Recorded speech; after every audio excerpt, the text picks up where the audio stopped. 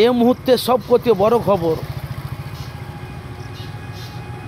আপনারা জানেন যে ভাঙড়ে 2021 থেকে 25 পর্যন্ত নওশাদ সিদ্দিকী ওখানে এমএলএ অথচ বিধায়ক একটা সিট পেয়েছে।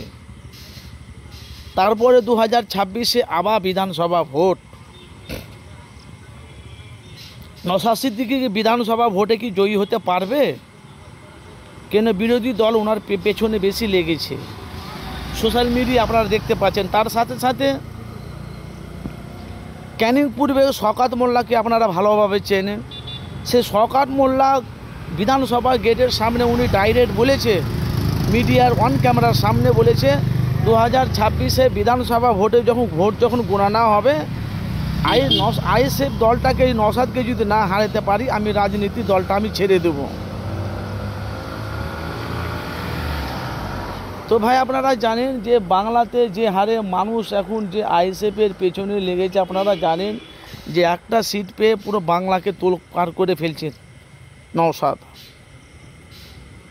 তো 2026-এ যে বিরোধী দল নওশাদকে ভাঙড় থেকে বিতাড়িত করার জন্য উঠে পড়ে লেগেছে।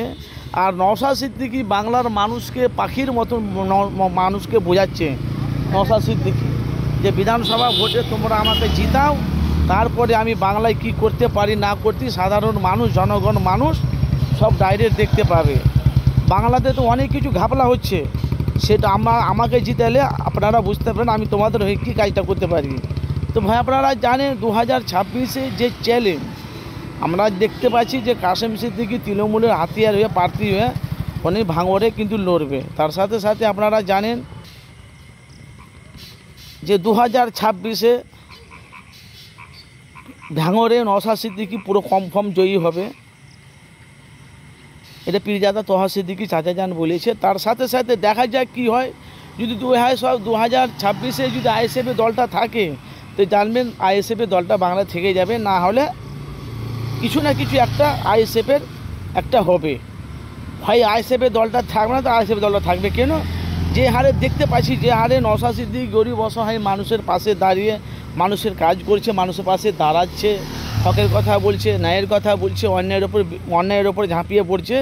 এখন মূল হলো ভাই সামনে বিধানসভা ভোট, নওশাদ সিদ্দিকী জয়ী হতে পারবে বিধানসভাতে। এই জন্য আপনাদের কাছে আমার ভিডিওটি আমি করলাম। ঝড়ের গতির মতো ভিডিওটি শেয়ার করে দেবেন।